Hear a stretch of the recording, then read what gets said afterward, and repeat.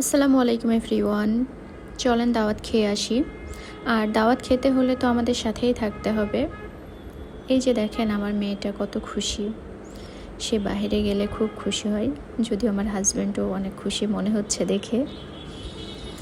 আর এই তো আমরা যাচ্ছি এখন। আসলে আমাদের হুট করে প্ল্যান, আমরা যখন যাচ্ছিলাম তখন রাত 9টা বাজে।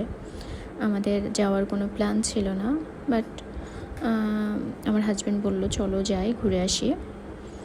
আর তাই ঝটপট রেডি হয়ে বের হয়ে গেলাম দাওয়াত খেতে যাওয়ার জন্য। আসলে দাওয়াত বলতে আমার কাজিনের অ্যানিভার্সারি ছিল। আর এই তো আমরা বাসাতে একটা পিৎজা কিনেছিলাম, আনায়া খাবে এই জন্য। আর সেটা সাথে করে নিয়ে আমরা চলে গিয়েছি আমার কাজিনের বাসায়। সবাই মিলে আমরা পিৎজা খেলাম। আমার মেয়েটা একটু অসুস্থ ছিল, তাই সে কিছুই খাচ্ছিল না। পিৎজাটা খেতে চাইলো, বাট খেতে পারলো না ঝালের জন্য। সে একদমই ঝাল খেতে পারে না। তো পিৎজা খেয়ে আমরা একটু পরেই রাতের খাবার খাওয়ার জন্য বসে পড়লাম। আমাদের রাতের খাবারে ছিল খিচুড়ি, গরুর মাংস, আলু দিয়ে ভুনা, বেগুন ভাজি, স্যালাড।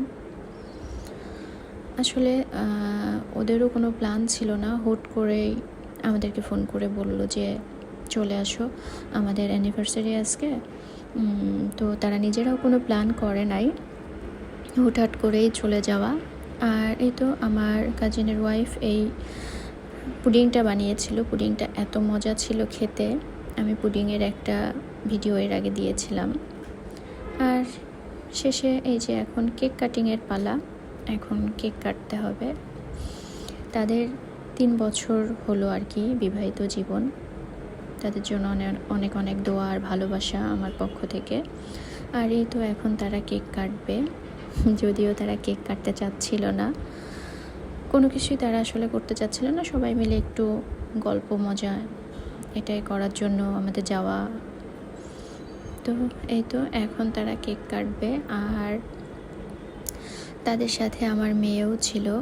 এই যে আমার মেয়ে, সে খুবই এক্সাইটেড ছিল কেক কাটার জন্য। যাই হোক, কেক কাটিং খাওয়া দাওয়া শেষ করে আমরা এখন বাসায় চলে যাব।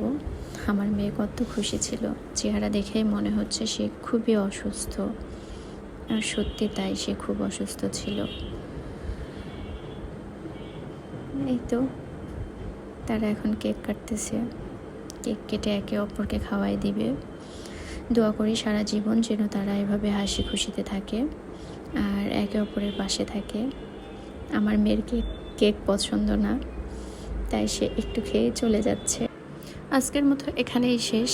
আল্লাহ হাফেজ।